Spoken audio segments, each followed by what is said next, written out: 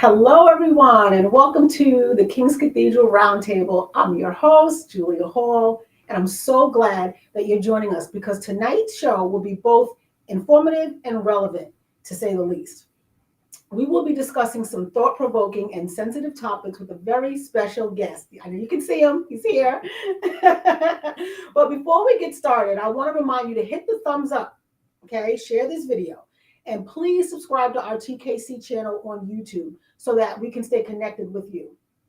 If you're watching live or by replay, you can leave comments in the chat. We're also looking for recommendations for future topics, so please feel free to drop your ideas in the chat as well. Oh my goodness, I'm so excited. I'm so excited. So in our studio today, we have none other than Mr. Jim Vincent. I kind of had this thing in my mind where I would introduce you in a more elaborate way, but I forgot that you were actually going to be on the screen so everybody can see who I have. I kind of was thinking you'd like come out from behind a veil or something, but you're here. So tonight's show, as you know, Jim Vincent is definitely an activist in our community. And so tonight's show aims to highlight the importance of being active in our community and how you can become civically engaged. Our guest tonight, Mr. Jim Vincent, began his advocacy in 1990. Mr. Vincent boasts 22 years in housing, first as the East Providence Housing Coordinator, and later as the manager of constituent advocacy at the Rhode Island Housing Authority. Professionally, Jim, as he's known, I'm going to call you Mr. Vincent, if that's okay. Oh, you can call me Jim. You sure? Yeah, okay. Jim is fine. All right. So professionally, Jim has worked at Redress since 2013, first serving as a civil rights compliance officer and currently serving as the agency's outreach officer. For the past 10 years, Jim has also been a member of the Cape Verdean Progressive Center. And since 2011, he's been serving as a president of the National Association for the Advancement of Colored People. We know it as the NAACP, and it's the Providence branch. Jim holds a bachelor's in arts and government from Dartmouth College and a master's degree in city planning from the University of Pennsylvania. Currently, he hosts the Jim Vincent Show, which airs on the public access channel on Wednesday nights, correct? I would tape on Wednesday You tape on Wednesday nights. Okay, when does it air? It's Sunday morning at 9 o'clock on CW28 and Cox and Verizon 9. At what time? 9 a.m. Okay, awesome. And we'll have him talk more about that show and, ways that, again, you can get involved. So without further ado, I introduce to you Mr. Jim Vincent. Well, thank you, Julia. That was quite a mouthful, and thank you for that gracious introduction. It's a privilege and an honor to be on with you. To be on the platform of the King's Cathedral, the Honorable Bishop Jeff Williams and First Lady Lulani, who I know well. So this is certainly an honor for me to do this show. Awesome, and we're glad that you decided that you said yes and you confirmed, and we went through all the preliminaries. So we're glad that you decided to join us today. Thank you so much, because I know your schedule is really busy. And like you said, you're actually airing your show tonight. I'm taping tonight. After I leave here. Okay. Yeah, so thank you. Thank you so much for joining us. So where do we begin, right? We went over your bio. There's so much that you're doing. I know people have seen you, whether it be on the news, just out in the community advocating, and, it seems like, doing what you love to do.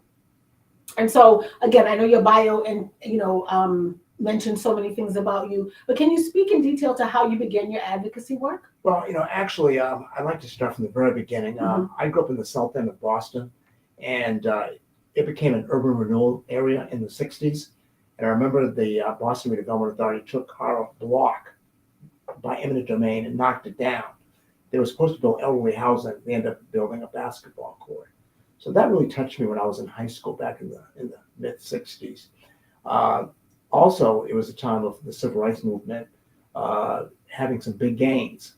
The 1964 Civil Rights Act, the 1965 Voting Rights Act. But tragically, in 1968, April 4th, 1968, Martin Luther King was taken from us through an assassination.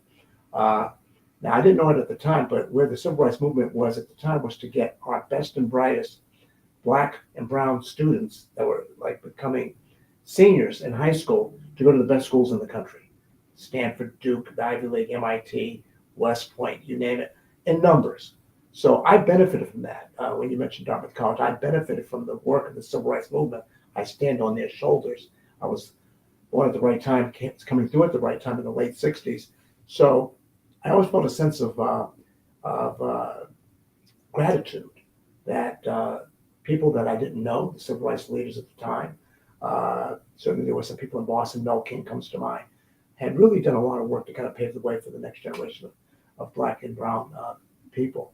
So I decided to dedicate my life to the civil rights movement going forward then.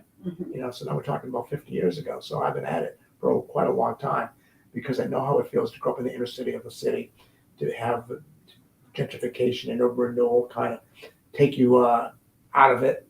And then I also know the benefits of the civil rights movement that gives benefits to those who hang in there in terms of, in this case, education. So I came to Rhode Island in 1990. So that's why I say I started my civil rights advocacy in 90, because here, and I live here, I live in Cranston, I used to live in East Providence. This is where I've been for the last 30 years. And so when I first came here, I didn't know anybody. I didn't know, half the cities and towns, but I quickly learned, through the two people, Autumn Moniz, John in East Providence, and Gene Booth, who's the Human Rights Commissioner. I learned the city slowly, and then I think the key breaking point was when I joined the Urban League Board back in '93, because then I got to know the civil rights issues better in Rhode Island, and I also got to know the Black community better in Rhode Island in '93. In 1999, I was elected president of the Urban League Board of Directors. So now I'm really getting involved in different things with the city and the state, beginning then. And from there, the rest is history. I served 2 terms with the Urban League as board president. Then I decided to join the NAACP and work with Cliff Montero, my immediate past president. And so I did that in 2003. So by 2011, Cliff was ready to retire, so I ran for president. I was successful. So now I'm in my 12th year as president. So I just think that, if you're a person of color and you're conscious or woke, you need to do things. You need to do things to help further our cause. I mean, when I say things, I mean being an active voter, making sure you don't never miss an election, be registered, be voting, bring people with you. Also, make sure that if you have that proclivity, run for office. I don't care if it's school committee or city council or state rep. Be constantly thinking about how you can represent your community. But also, if you don't want to be, let's say, an elected official, then go to the meetings, the hearings. There are always hearings, there are always meetings where public participation is important. And even if you don't go, you can write letters, you can make calls. You would be surprised how few calls or letters that a state rep or a city councilor gets that will get their attention, to get them moving on stuff. So you really have power. You don't even realize if you get 4 or 5 people together, you can really move mountains in some cases. So I just always ask people to don't be a spectator. Get out of the stands. Get on the field. Play the game, because the game is going to be played on us if we don't. If we're not at the table, we're on the menu. Yeah. And if you don't have a chair at the table, bring the folding chair. That's Shirley Chisholm. So I'm firmly believing in that. And that's why I spent the better part of the last 50 years working with civil rights issues. Well, we're going to get back to involvement and how people can get involved. I think that's really an important question, especially talking about activism and advocating for what for those things that we feel we really need to get involved in. And so we're going to unpack that a little bit later in the show, if that's okay, because I think that you're going to be a great.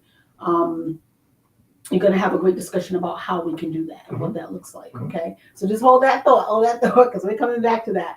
Can you speak to the NAACP and its function in the African American community? Sure. The NAACP, or the National Association for the Advancement of Colored People, is the largest and oldest civil rights organization in America, hands down. It was started in 1909 in New York. A multiracial group of people came together and established the national organization. There are 2,200 branches. There are 37 state conferences. There's over 2 million members of the NAACP. So we're everywhere, and we're working each and every day in our communities. In Providence, we were established in 1913. So we're one of the earliest branches to be established. I think the first branch was in Boston, my hometown. But certainly Providence in 1913, 4 short years after 1909, is one of the oldest branches in the country. and it has been involved in almost every single civil rights victory in Providence or even in Rhode Island in the last 100 years. We're a volunteer organization. You can join for as little as $30 a year. Hasn't gone up in 30 years. You just go to our website, naacprov.org, and you become a member. We have regular monthly meetings at 6 o'clock, the third Thursday at 6 o'clock. You can, access our Zoom meetings through me. I'll make sure that our branch secretary, Nicole Tingle, sends you the link, and that'll get you at least started. You remember, you're accessing regular meetings, and then through those meetings, you'll find out what committees are available, which ones you might be interested in serving on. You'll find out, that the executive committee kind of is the operational arm of the organization, both locally as well as nationally, and how that works. We've been around a long time for a reason. We kind of know what we're doing. A lot of groups have come and gone. We haven't, and we're very proud of that. We're pretty deliberate in what we do, and sometimes I get agitated about that, but I can't quarrel with the sustainability that this organization, founded by Black and white folks some 113 years ago, has done in this country. So I would just get involved in our meetings, our third Thursday of the month, 6 p.m., and become a member. I mean, you could become a life member for $750, a one pay, or over 10 years, $75 a year for 10 years. That way you don't have to worry about paying $30 for the rest of your life. So that's how you get started. And we pretty much, work through the committee structure. The executive committee runs the organization. The committees pretty much meet once a month, and then they report out through their chair, who's on the executive committee. And then we report to the general body on the third Thursday, which in this case will be tomorrow. And we seek active participation from the public. Nobody owns the NAACP. It's a voluntary democratic organization, and I think it's significant. That's why I spend so much time with the organization, because we're in a war now. I mean, people are trying to turn that clock back to 60 years ago, and we're not going back. So let me ask a question, right, regarding the NAACP. What services, if any, do they offer to the community? Like, in other words, if I needed help, like what type of person or what type, like if I was in some type of dire straits, how would I access the NAACP, and what type of services would they offer? You would call our number, which is 401-522-6, 401-521-6222. I don't call that number myself too often, so I had to think about the number for a while, because I don't really need to call that number. But that's the number. And we have a legal redress committee. Okay. And what the legal redress committee does is that if you think you've been discriminated against or wronged, be it employment or housing or education, call that number, and we have a protocol in terms of how we try to work with people. We try to connect them with the Human Rights Commission. We try to connect them with maybe some attorneys that are in that specialized field of the discrimination. We try to handle it ourselves. It'd be us going to a meeting with a department head or a president of a company or a mayor or whoever. And last but not least, we've been known to work with the media in terms of putting that spotlight on the wrongdoing party to kind of get them to do right by public shaming. I have no problem doing that. I've done that in the past. We've been very effective with all these strategies. But that's kind of a hidden part of our work. We get calls like at least maybe 20 calls a month. People in dire straits feel they've been discriminated against, and we help those people. We try to get back within 24 hours, and we stick with them in terms of until something happens, one way or the other. We're not lawyers, but we certainly have advocates. So a big part of our work is that. Of course, though, we do advocacy as far as in terms of the volunteers. I mean, I certainly I'm at the State House all the time. I'm at a variety of different meetings and forums and whatever. And so, I speak out in terms of when I see things that are not really the way they should be. Use the media. So we're a multifaceted organization. It really depends on what's going on. That's how we work. Awesome. Thank you for explaining that.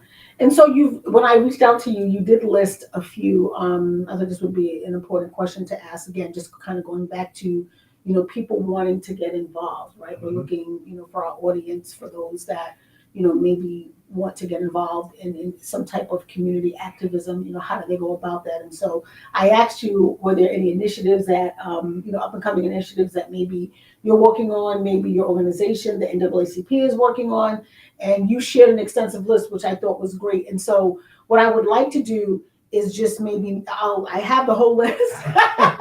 I see. I know, I did. I have the whole list. Again, just, wanting to make sure that we hit as much as possible.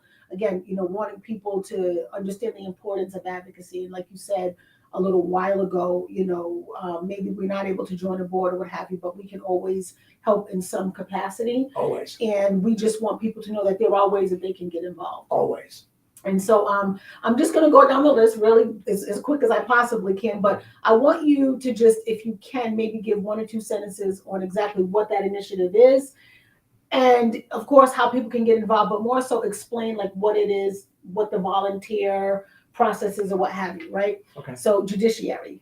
Well, the judiciary, probably the thing we're seen as a leader in is helping diversify the judiciary. Most of the initiatives we work on, we kind of are like a supporting cast. We're part of coalitions or alliances or whatever. We're seldom the lead, but we're a significant partner. However, in the judiciary, it's a little bit different. We pretty much are the lead most often when it comes to getting candidates of color in the state courts or even local courts, because we have even had some success in local courts. But when you think about the judiciary, I mean, that's one of the pillars of government. I mean, that's where the judges are. You got Supreme Court and Superior Court, District Court, Workman's Comp, Family Court. You have those courts, and they play a significant role in our lives when you look at all the courts in total. So what we do is we try to make sure that people know that they need to try to consider being a judge, first of all. And there's a lot of good lawyers out here that certainly could be a judge. So we engage in conversations with people. And then we also talk with the Judicial Nominating Commission.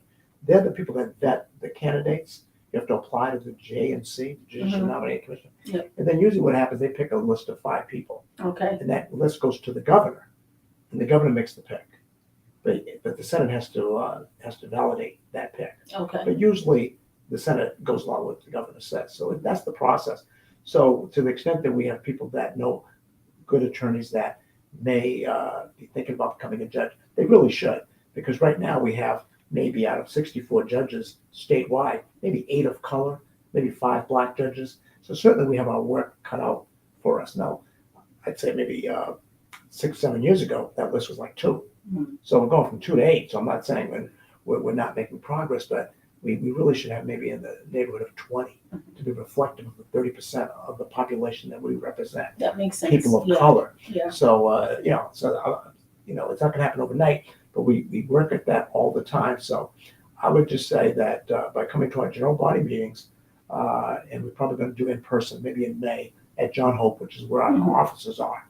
But at least tomorrow, connect with me. My email address is jvincent577@gmail.com, jvincent577@gmail.com, and I'll be sure to get you the hookup so that you can attend tomorrow's meeting, Thursday, Thursday, 6 p.m.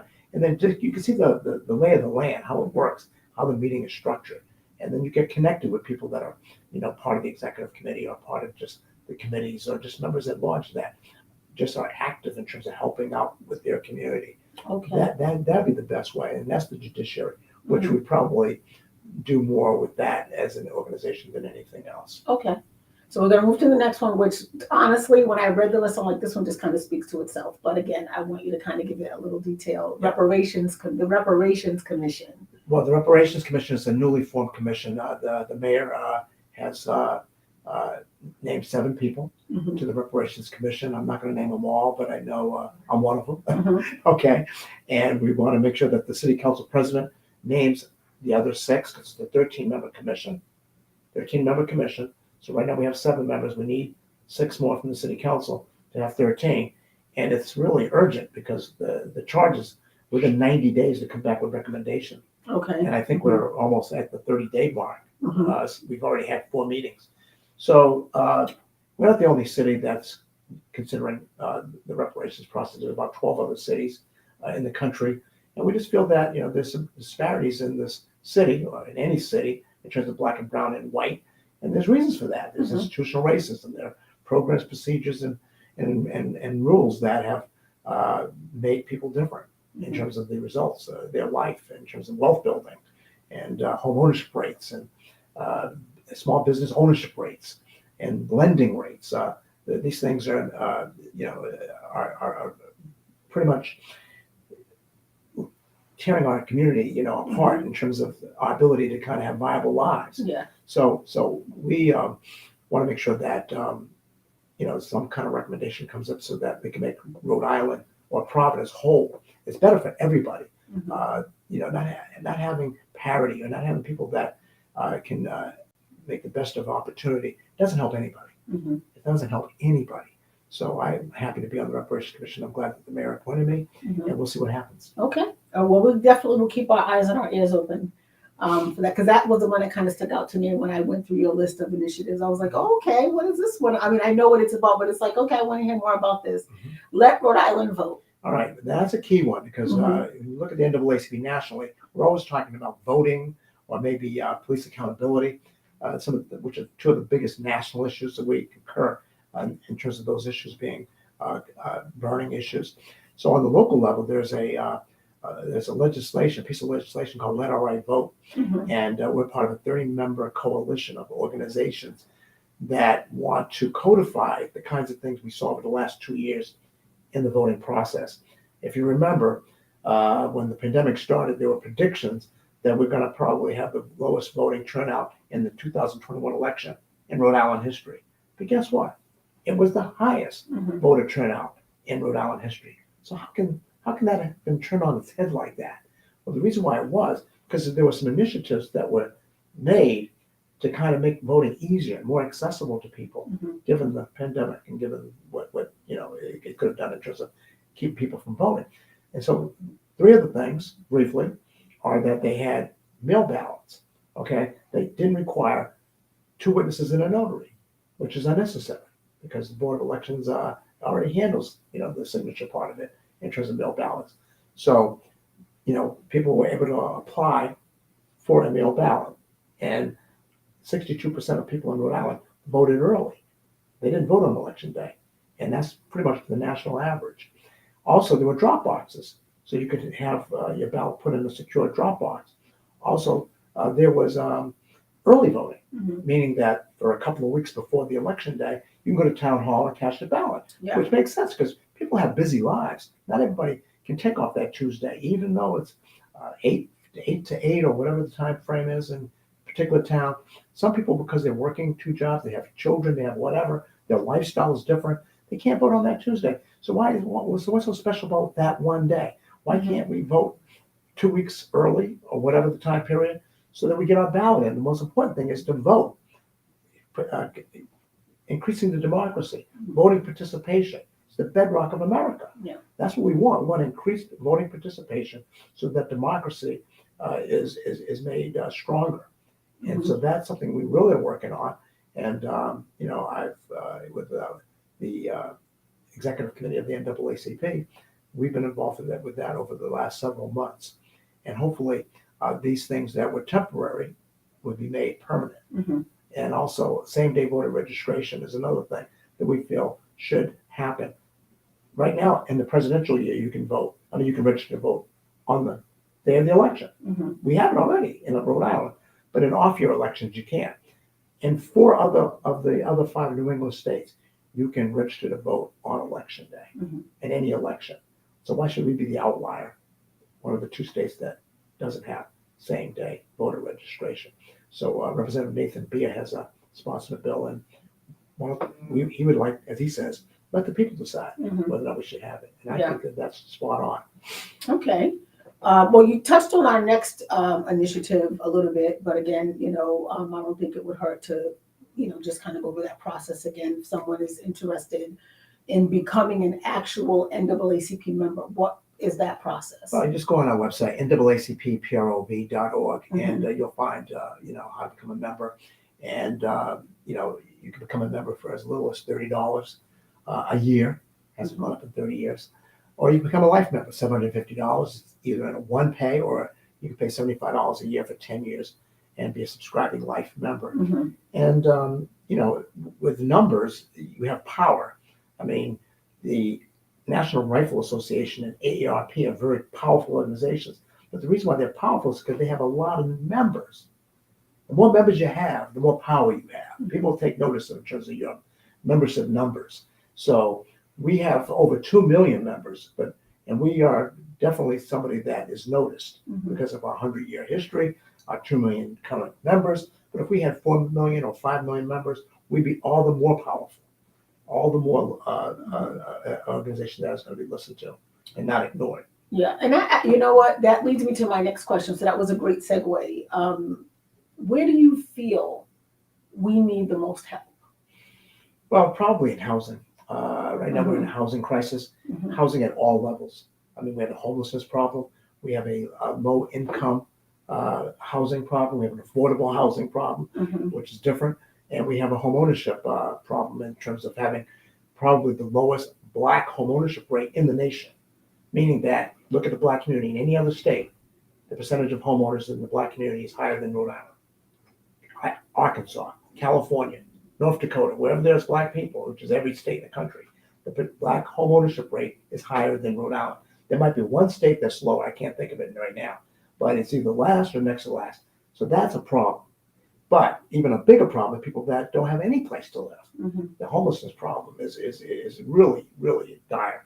So you need a multifaceted, a strategic approach to making sure there's more housing and there's better ways of getting people with low incomes into sustainable housing where they can stay and not just be somewhere temporarily Yeah, with wraparound services if needed.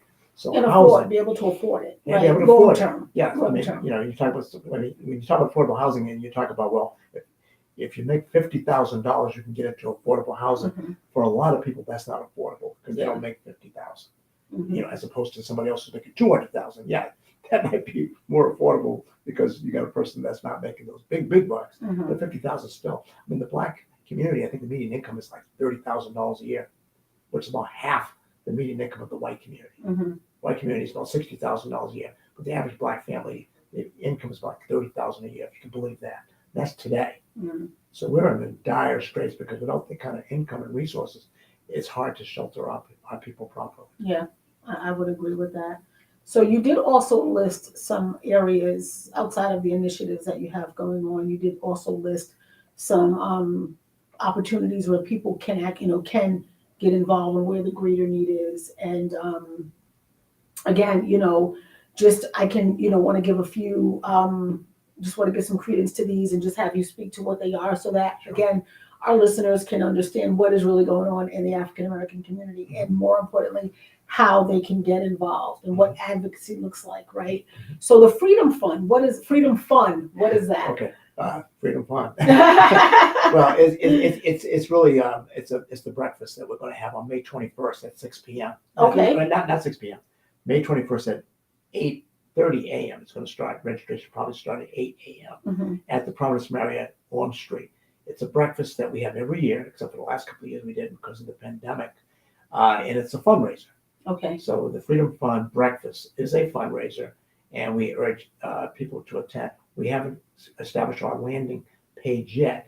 Probably before the end of the week, we'll have our landing page. So it's more of a save the date that on Saturday, May 21st at 8 a.m., let's say, at the Providence Marriott Orms, we're going to be coming together, breaking bread for the first time in 3 years. It's going to be a really great event. Usually we have anywhere between 250 and 300 people there. And we're going to put together a real good program. And it's just going to be good to see people. It's just going to be great to have people come together. So that's what the Freedom Fund is. And we have a Freedom Fund dinner usually in October and November. So we'll give you more information. Absolutely. Later in the year. Awesome. the National NAACP Convention. And these are all things that are going on like soon, right? Real soon. Like coming up within the next few months, we could say. Yes, yes. Okay, that people can have access to. And will all these be listed on your website? Yes. Okay, Yes. all right. Yes. So the National NAACP Convention. This year we're going to have an in-person convention. Last year we did not. It was supposed to be in Boston, my hometown, Mhm. but we because of the pandemic we had it all virtual. So really I think it was the last two national conventions have been virtual. In 2019, that was the last in person. That was in Detroit. So myself, Branch Secretary Nicole Tingle, and another member were there. So we're looking forward this year in July, I think it's the third week, to be in Atlantic